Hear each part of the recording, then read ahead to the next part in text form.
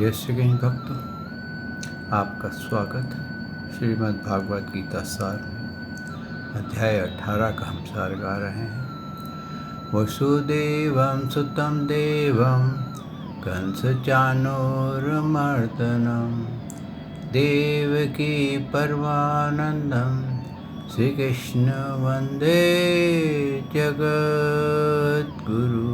श्रीकृष्ण शरणं गोपाल शरणं श्रीकृष्ण शरणं गोपाल शरणं मेरे बाके बिहारी नंदलाल शरणं मेरे बाके बिहारी नंदलाल शरणं श्रीकृष्ण शरणं गोपाल शरणं श्रीकृष्ण शरणं गोपाल शरणं मेरे बाके बिहारी नंदलाल शरणं मेरे बाके बिहारी नंदलाल शरणं श्रीकृष्ण शरणं गोपाल शरणं श्रीकृष्ण शरणं गोपाल शरणं मेरे बाके बिहारी नंदलाल शरणं मेरे बाके बिहारी नंदलाल शरणं श्रीकृष्ण शरणं गोपाल शरणं श्रीकृष्ण शरणं गोपाल शरणं मेरे बाके बिहारी नंदलाल शरणं मेरे बाके बिहारी नंदलाल शरणं। बोल भगवान श्री कृष्ण की जय, श्री नंद के लाला की जय, हे देवकी नंदन श्री कृष्ण की जय, हे द्वारकाधीश भगवान श्री कृष्ण की जय। बोल देवादिदेव पूर्ण ब्रह्म भगवान श्री कृष्ण की सदा ही जय। जय श्री कृष्ण भक्तों, आपका स्वागत है गीता सार में। भक्तों, हमने श्रवण किया था कि त्याग 3 प्रकार का होता है और अक्सर मानव जो होता है वो घबरा करके परिस्थिति के यानी कि सिचुएशंस की सामना ना करते हुए अपने आप को विड्रॉ करता है और संन्यास सोचता है उसको बहुत कंफर्टेबल रहेगा। तो ऐसा संन्यास 3 प्रकार का भगवान ने बताया कि एक राजस संन्यास है, एक सात्विक है और एक तामस संन्यास है।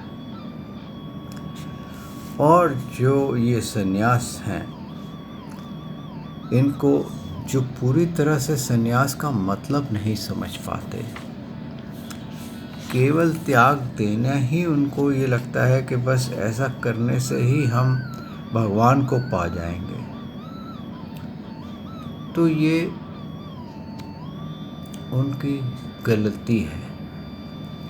क्यों कि हमारी जब तक इंद्रियां और मन बस में नहीं होंगे, जब तक हम अपने फलों का त्याग नहीं करेंगे, तब तक भक्तों ये जो संन्यास है ये कभी इसमें हमारे को कामयाबी नहीं मिलेगी।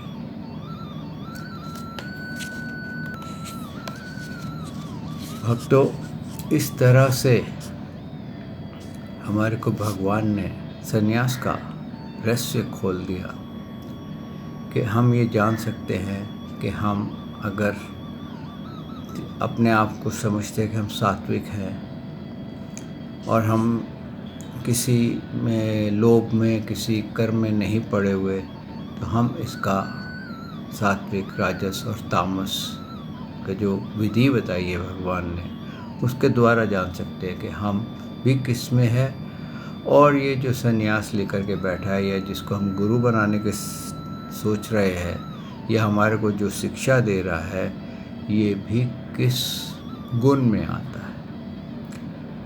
और जिस गुण में वो आएगा भक्तों, आप जिससे उसी गुण के व्यक्ति से जो आप शिक्षा लेंगे, वैसा ही गुण आप में भी प्रविष्ट हो जाएगा, एंटर कर जाएगा, और आपको भी वही वस्तु अच्छी लगने लग जाएगी। इसलिए कहा है कि जैसे कोई रोग होता है, खारिश का रोग होता है, किसी को खारिश हो रही होती है, उससे रोग अपने को आ जाता है, तो हमारे को भी खारिश हो जाती है और हम भी खारिश करने लग जाते हैं। या कई आप देखें तम्बाकू खाने वाले होते हैं, वो तम्बाकू खाते हैं तो पहले तम्बाकू हाथ में लेंगे, उसको थोड़ा सा चूना लगाएंगे, फिर उसके अंदर फटका मारेंगे, हाथ में ताली बजाएंगे, फिर इधर उधर देखेंगे कि कोई मेरे साथ ये प्रसाद बांटने वाला है क्या, तो उसको थोड़ा सा चुटकी भर फ्री में दे देंगे। वो चुटकी फ्री में जो खा लेगा, उसको ऐसी चाट लगेगी कि वो तम्बाकू से पीछा नहीं छुड़ा सकेगा। ऐसे ही भक्तों, ये तीनों जो हैं, ये जो राजस और तामस वाले हैं, इनका संग हमारे को ऐसे ही घेर लेता है और हम इनसे फिर पीछा नहीं छुड़ा पाते। और कई लोग क्या कहते हैं कि सभी कर्म जो हैं वो दुखदाई हैं, तो इनको छोड़ देना चाहिए। तो इस तरह से जो छोड़े जाते हैं कर्म अचानक झटके से, पर उनकी विधि नहीं पता, तो क्या हुआ, ये आपने एक फल का उद्देश्य रखा कि मैं इसको अगर छोड़ दूंगा कर्म करना है तो मैं सुखी हो जाऊंगा। जब आपने सुख का फल का उद्देश्य रख दिया तो वो राजस में चला जाएगा। और अगर आपने उसके अंदर तामस के अंदर आ गए कि भाई ना स्नान करना, ना साबुन से हाथ धोने, ना पड़े वही संडास के पानी से ही हाथ धो लिए, उसी से कुल्ला कर लिया, उसी से सारे कार्य कर लिए, और नहाए भी नहीं, और कई कई महीने तक नहीं नहाते। वो बात अलग है कि जो हिमालय में सन्यासी रहते हैं, बर्फ़ों में रहते हैं, वो भी बर्फ़ रगड़ रगड़ के अपने आप को क्लीन करते हैं। लेकिन ये उन जो घोर जंगल में रहते हैं, जहाँ जल की अवेलेबिलिटी नहीं है, वहाँ पर ये इस तरह से का व्यवहार ठीक है कि आपके पास लिमिटेड पानी है। जैसे डेजर्ट है, रेगिस्तान है, वहाँ पानी की बहुत किल्लत रहती है, लिमिटेड पानी है, तो आप उसके अंदर लिमिट पानी में आप कार्य कर सकते हैं। लेकिन यहाँ हर फैसिलिटी अवेलेबल है और फिर भी आप सोचते हैं कि ये मैंने त्याग किया, तो वो त्याग तामस में आ जाता है। और बाकी भगवान ने यहाँ तक कहा कि कोई भी मनुष्य जो है, ये 5 भौतिक शरीर वाला, कभी शारीरिक, सांसारिक, मानसिक तौर पे कभी उस पर कष्ट मतलब रहता ही है, उसको ताप रहता ही है। शरीर का रहेगा, शरीर से हटेगा तो मानसिक रहेगा, मानसिक से हटेगा तो वो सांसारिक कष्ट में आ जाएगा। यही भगवान ने आगे कहा है, अनिष्टम इष्टम मिश्रम च त्रिविधम कर्मणा फलम भवतीया अत्यागीनां प्रीत्य न तु सन्यासीनां कवचित्। कर्म फल का त्याग न करने वाले मनुष्य कर्मों का तो अच्छे बुरा और मिला हुआ ऐसा 3 प्रकार का फल मरने के पश्चात अवश्य होता है, किंतु कर्म फल का त्याग कर देने वाले मनुष्य के लिए कर्मों का फल किसी काल में भी नहीं होता। यहाँ पर भगवान ने बहुत बड़ा भेद खोला है भक्तों, कि जो भी हम कर्म करते हैं मन वाणी शरीर से, उसका अच्छा या बुरा फल तो अवश्य मिलेगा ही। यानी कि आपका अकाउंट में आपका बैलेंस चढ़ेगा या माइनस होगा ही, ये आप पक्का निश्चय कर लीजिए। लेकिन जब आप उसके अंदर निष्काम कर्म करने लग जाएंगे, फल उसके कर्म फल के फल को त्याग देंगे, कर्मों के फल को त्याग देंगे, तो आपका बैलेंस ज़ीरो होने शुरू हो जाएगा। और जब आपका बैलेंस ज़ीरो हो जाएगा तो आपका जो ये योनियाँ हैं, जिसके कारण आपको ये योनियाँ मिल रही हैं, जिसके कारण आपको शारीरिक, संसारिक, मानसिक सुख दुख मिल रहे हैं, वो समाप्त हो जाएगा। कितना क्लियर भगवान ने कहा है, कितना प्रेम बताया है अपना, कि वो अपने भक्तों से, जीवों से कितना प्रेम करते हैं, उनको कष्ट में से निकलने का कितना सरल तरीका बताया है, उपाय बताया है। अगर फिर भी मानव उसको नज़रअंदाज करता है तो कहते हैं ना, ये भाग्य का ही मारा है, ये बुद्धि इसकी मर गई है। आगे क्या कहा है? पंचेतानि महाबाहो कारणानि निबोध में, सांख्य कृत अन्ते प्रोक्तानि सिद्धिय सर्वकर्मणाम। हे महाबाहो, संपूर्ण कर्मों की सिद्धि, ये 5 हेतु कर्मों का अंत करने के लिए उपाय बतलाने वाले सांख्य शास्त्र कहे गए हैं, उनको तुम मुझसे भली भांति सुन।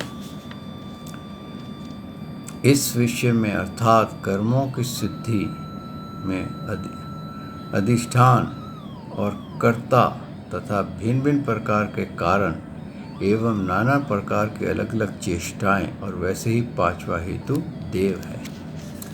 अब ये भगवान ने यहाँ पर जो रहस्य खोला ना भक्तों, वो ये खोला है कि इंसान कर्म कैसे करता है और क्यों करता है। इसको जो इस रहस्य को समझ लेता है, वो कर्मों की गति को समझ लेता है कि मैं कर्म कैसे कर रहा हूँ और किस प्रकार से कर रहा हूँ, कौन मुझसे करा रहा है। होता क्या है भक्तों, सबसे पहले ऐसा होता है, हमारे को विचार आता है। विचार आता है और विचार क्या होता है, शब्दों में कन्वर्ट हो जाता है, और जो शब्द हैं वो एक्शन में कन्वर्ट हो जाते हैं। जैसे कोई व्यक्ति, एक कहते हैं एक रेस्टोरेंट में बैठे हुए थे, तो उनके सामने एक आदमी, अब तो खैर नो स्मोकिंग जोन हो गई है रेस्टोरेंट्स में, तो पहले नहीं थी, तो वहाँ पर एक आदमी सिगरेट पी करके छल्ले उड़ा रहा था, हाउ करता था और ऊपर से छल्ले उड़ते थे। तो एक वहाँ पर और बैठा हुआ था, वो उसको देख रहा था कि छल्ले उड़ा रहा, बड़ा मज़ा आ रहा है। तो उसके मन में ये आया कि मैं भी छल्ले उड़ाऊँ। तो बुद्धि ने कहा, देखो सिगरेट पीना जो है ये बुरी बात है, एक बार लत लग गई तो ये छूटेगी नहीं। मन ने बहुत तेजी कर ली, जिद पकड़ ली, हार करके बुद्धि ने कहा, चल एक छल्ला उड़ा के देख ले। उसने, कहते हैं कर्म इंद्रिय यानी कि हाथ को आज्ञा दी बुद्धि ने कि सिगरेट लो और इसके मुंह में लगा दो। हाथ ने सिगरेट ली और उसके मुंह में लगा दी। अब उसने एक कश लिया और हाउ किया और छल्ला उड़ गया। उसने एक और मार दिया, 2 छल्ले उड़ा लिए। उसके बाद उसने सिगरेट छोड़ दी। फिर कुछ दिन निकले, फिर मन ने कहा बड़ा आनंद आया था छल्ले को, छल्ला उड़ा करके, आज फिर छल्ला उड़ाते हैं। बुद्धि ने कहा देख आदत पड़ जाएगी। मन नहीं माना, फिर उसने वैसे ही बुद्धि ने सिगरेट मतलब आज्ञा दी कर्म इंद्रिय को, हाथ को, और उसने मुंह में सिगरेट लगा दी। अब तीसरी बार क्या हुआ कि अब जो मन है वो अब डायरेक्ट ऑर्डर कर्म इंद्रिय को देता है, अब बुद्धि को बाईपास करता है। तो भक्तों कि आपने इसका क्रम क्या समझा कि सिगरेट देखी किसने? आपकी इंद्रिय ने, आँखों ने छल्ले उड़ते देखे। मन ने उसकी फ़ोटो देखी, मन उसकी फ़ोटो देख करके मोहित सा हो गया और इसमें आ गया कि मैं भी छल्ले उड़ाऊं। देखिए कैसे कर्म बनता है, आप ये समझिए। ये जो संदेश है इसमें ये है कि आप कैसे कर्म करते हैं, कैसे फंसते हैं कर्मों में। अब मन ने वो बुद्धि को प्रेशराइज किया, बुद्धि ने आपकी कर्म इंद्रियों को सिगरेट उठा करके मुंह में लगाने को कहा और आपने छल्ला उड़ाया। वो छल्ले को फिर ये अपना आँखों ने देखा, मन बड़ा प्रसन्न हुआ, लेकिन उसकी लत लग गई। तो यहाँ पर यही बताया है कि क्या होता है, कर्ता जो है वो हमारे को प्रेशराइज कर देते हैं, हमारा को भिन्न भिन्न कारण प्रेशराइज कर देते हैं। इंद्रियां जो होती हैं इसको पावर देने वाली शक्ति जैसे बुद्धि है, या अलग अलग इंद्रियों के अलग अलग देवता होते हैं, तो वो देवता लोग इसको बता देते हैं कि भाई इसकी कर्म इंद्रियों को शक्ति दे देते हैं। और वो शक्ति का संचालक कौन होता है? बुद्धि। और बुद्धि को कौन कंट्रोल कर रहा होता है? मन। और मन को कौन कंट्रोल कर रही होती है? इंद्रियां। क्योंकि इंद्रियां ही सबसे पहले उसको देखती हैं, सुनती हैं। कहते हैं ना, ये 5 ज्ञान इंद्रियां जो है, पहले देखने वाली, फिर सूंघने वाली, फिर स्पर्श करने वाली, फिर रस इंद्री, फिर सुनने वाली, इसमें से हमारे को कोई ना कोई अट्रैक्शन ले लेता है।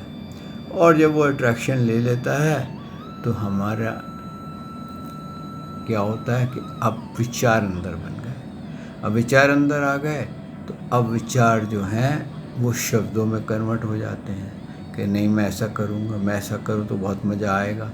अब मज़ा आएगा अब जब वो शब्द आप आपस में बातें करते हैं ना, तो फिर आप जब कहते हैं सेल्फ टॉक, वो करने के बाद क्या होता है, फिर आपका जो वो शब्द हैं फिर आप उसको एक्शन में डाल देते हैं कि हाँ मैं वैसा करूँगा। जैसे मान लीजिए आपके मन में विचार आ रहा है कि आज मैं कोल्ड ड्रिंक पीऊँगा, ठीक है। अभी आप कोल्ड ड्रिंक पीने के लिए क्या कर रहे हैं? पहले विचार आया कोल्ड ड्रिंक पीऊँगा, तो कोल्ड ड्रिंक का विचार है। अब आपको शब्द आया कि फलानी जो ब्रांड है कोल्ड ड्रिंक का, पेप्सी, कोका कोला, या जो भी है, वो बहुत स्वादिष्ट है।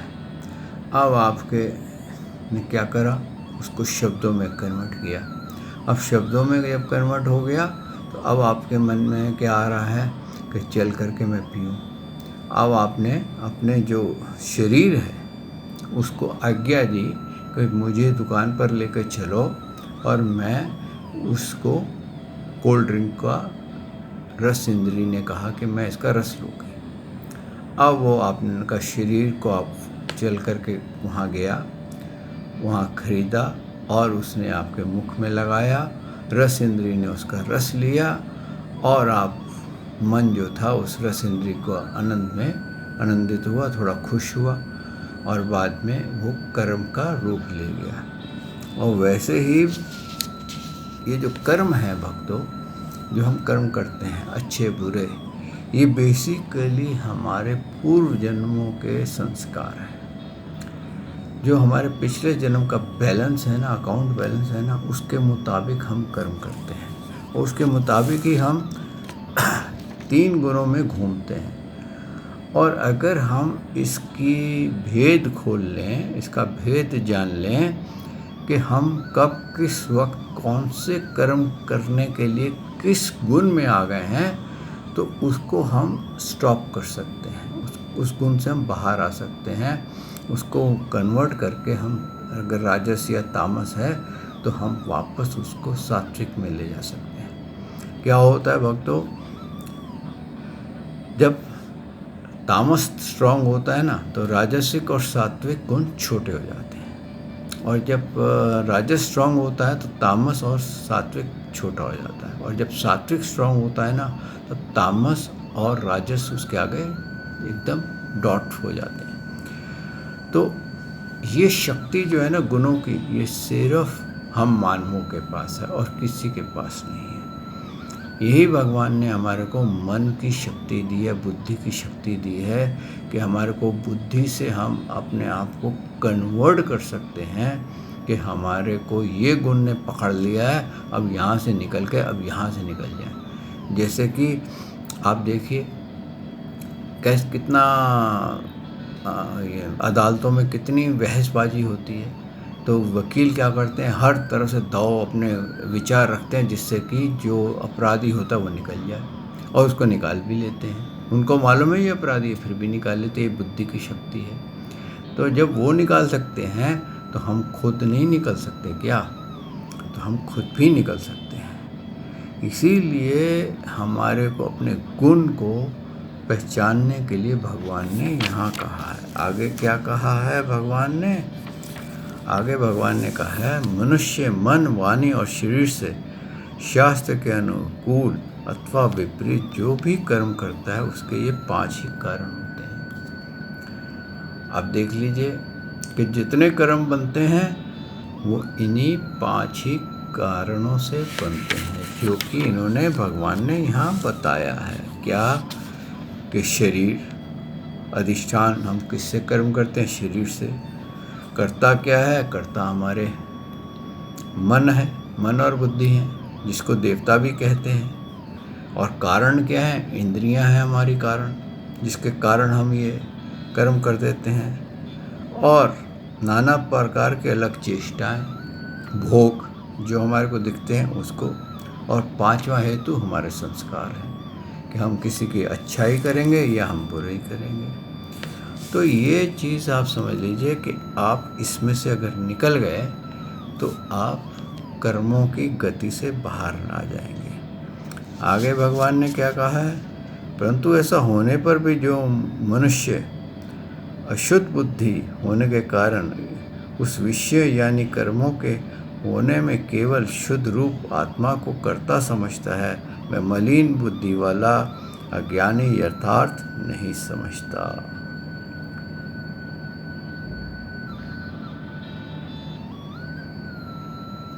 क्या बोल रहे हैं भगवान यहाँ पर? क्या कह रहे हैं कि परंतु ऐसा होने पर भी जो मनुष्य अशुद्ध बुद्धि होने के कारण उस विषय में यानी कर्मों के होने में केवल शुद्ध रूप आत्मा को ही कर्ता समझता है, वो मलिन बुद्धि वाला ज्ञानी यथार्थ नहीं समझता। अब यहाँ पर भगवान ने एक बहुत बड़ा भेद खोला है भक्तों। हम क्या कहते हैं कि भगवान हमसे कर्म करा रहा है या हमारी आत्मा हमसे कर्म करा रही है। आप ये समझिए कि आत्मा क्या है? आत्मा एक शक्ति है जिससे कि ये शरीर जो है आपका चेतन हो गया है। और आप यूँ समझिए कि आपके मोबाइल में जो बैटरी है वो मोबाइल को पावर देती है, और वो मोबाइल में जो सॉफ्टवेयर है वो कार्य करता है। आपका सिम कार्ड उसके कांटेक्ट करता है, वस्तुओं को कांटेक्ट करता है। तो अब आप यूँ समझिए कि आपका जो मोबाइल है इसमें अगर मान लीजिए कोई वायरस आ जाता है, या आप कोई गलत नंबर डायल कर देते हैं, या आप फ़ोन पे किसी को गाली गलौज कर देते हैं, या आप कोई गलत एक्स मूवीज़ देखनी शुरू कर देते हैं, तो आप इसका दोष किसको देंगे? मोबाइल को देंगे, बैटरी को देंगे, या सिम कार्ड को देंगे? क्योंकि सिम कार्ड ने आपको इंटरनेट प्रोवाइड किया है, और बुद्धि ने, आप ये समझिए, अब उसने आपको नेट प्रोवाइड किया है। और आप देख किसकी शक्ति से रहे हैं? सॉफ्टवेयर की शक्ति से। तो आपके सॉफ्टवेयर कौन से हैं? आपकी इंद्रियां। सॉफ्टवेयर में मन है, और उसके आगे जो इंद्रियां लगी हुई हैं वो आपको प्रोजेक्शंस दे रहा है। तो आप ब्लेम कर रहे हैं, नहीं ये तो बैटरी की वजह से ये सारे गड़बड़ हो गई, ये बैटरी ही मेरे को ये दिखा रही है, ये गलत सीन दिखा रही है, या गलत जगह मेरे को लेके गई है। तो बैटरी का कोई उसमें रोल ही नहीं है, वो तो पावर दे रही है। ऐसे ही वक्तों जो हमारे अंदर शरीर में आत्मा है वो केवल हमारे शरीर को चेतन करती है, और वो लिंग देह को चेतन कर देती है। और लिंग देह जो होता है वो हमारे सारे शरीर को चेतन कर देता है। आप यूँ समझिए कि प्रोजेक्टर में से कितनी छोटी सी लाइट निकलती है, बहुत छोटी सी। आप कभी बड़े थिएटर में जाइए और प्रोजेक्टर के जहाँ से लाइट निकलती है वहाँ देखिए, तो आपको क्या लगेगा, एक टॉर्च जल रही है, बस एक टॉर्च जितनी लाइट निकलती है। लेकिन वो सामने जो पर्दा होता है ना 70 mm, वो कितना बड़ा पर्दा होता है, उसके ऊपर पूरी फ्लैश आउट कर देता है। तो ये बिल्कुल वैसे ही है भक्तों कि हमारा मन जो होता है ना, वो एक प्रकार का प्रोजेक्टर है। वो हमारी इंद्रियों के प्रोजेक्शन को इतना बड़ा कर देता है कि हम उसमें खो जाते हैं और सोचते हैं हम इसमें आनंदित हो जाएंगे, विषयों में आनंदित हो जाएंगे। लेकिन होता क्या है कि हम आनंदित होने के बजाय कुछ समय के लिए आनंदित होते हैं, बाद में दुख हो जाता है। जैसे आप भोजन करते हैं, आपको बहुत भूख लगी है, आप भोजन करते हैं, आप 5 स्टार होटल में जाते हैं, खूब 10,000 रुपये का भोजन खा लेते हैं। वो भोजन की तृप्ति कितनी देर तक रहेगी, आप ये सोचिए। 2 घंटे, 4 घंटे, 5 घंटे, चलिए 1 दिन रह गई, उसके बाद क्या होगा, आपका शरीर फिर भोजन मांगेगा। तो इंद्रियों के विषय बिल्कुल यही हैं। आप इंद्रियों के विषयों को तृप्त करेंगे, वो फिर मांगेगा। क्यों? कि आपने भोजन किया है, अगले दिन आप टॉयलेट जाएंगे ही जाएंगे, नहीं जाएंगे बीमार हो जाएंगे, फिर और तरीके से आपके पेट की सफाई करनी पड़ेगी। लेकिन सफाई करनी पड़ेगी।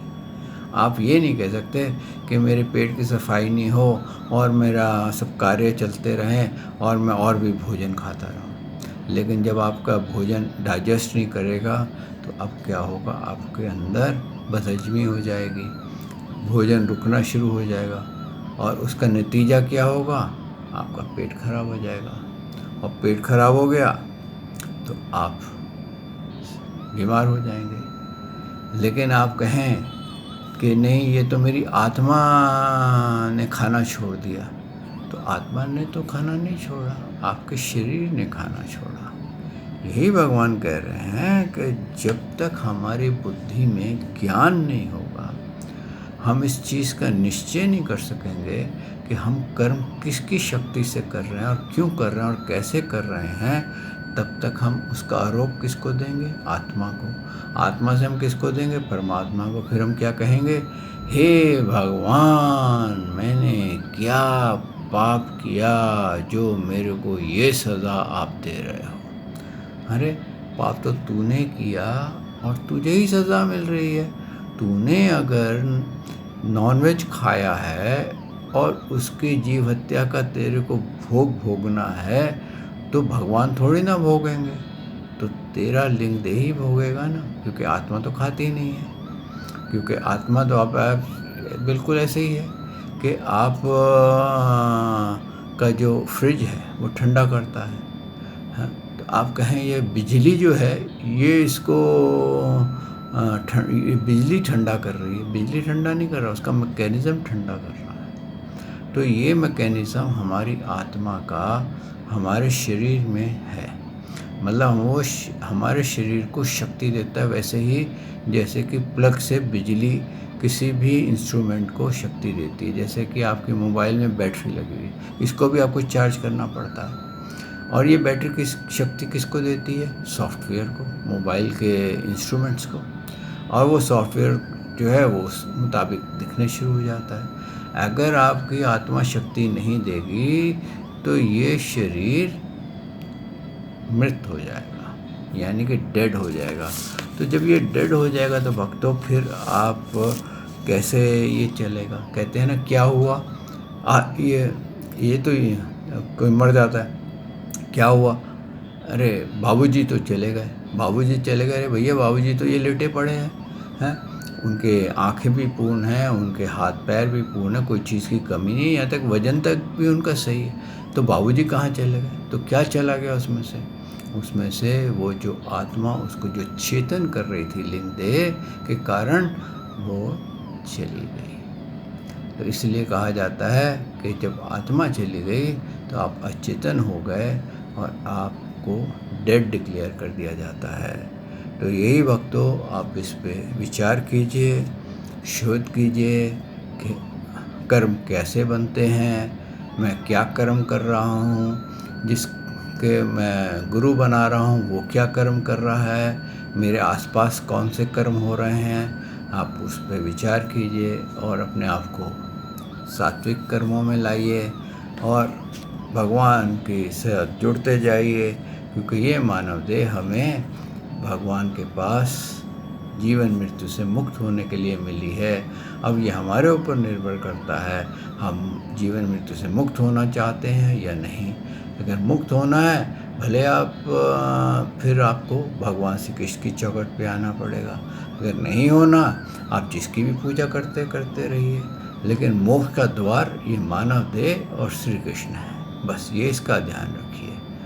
अब आप इस पर विचार करिए और शोध कीजिए। मैं आज वाणी को यहाँ विश्राम देता हूँ। कल प्रभु ने चाहा तो मैं आपकी सेवा में फिर हाजिर होऊंगा। श्री कृष्ण शरणम गोपाल शरणम, श्री कृष्ण शरणम गोपाल शरणम, मेरे बांके बिहारी नंदलाल शरणम, मेरे बांके बिहारी नंदलाल शरणम, श्री कृष्ण शरणम गोपाल शरणम, श्री कृष्ण शरणम गोपाल शरणम, मेरे बांके बिहारी नंदलाल शरणम, मेरे बांके बिहारी नंदलाल शरणम। बोल भगवान श्री कृष्ण की जय, श्री नंद के लाला की जय, श्री देवकी नंदन श्री कृष्ण की जय, श्री द्वारकाधीश भगवान श्री कृष्ण की जय। बोल देवादिदेव पूर्ण ब्रह्म भगवान श्री कृष्ण की सदा ही जय। जय श्री कृष्ण भक्तों।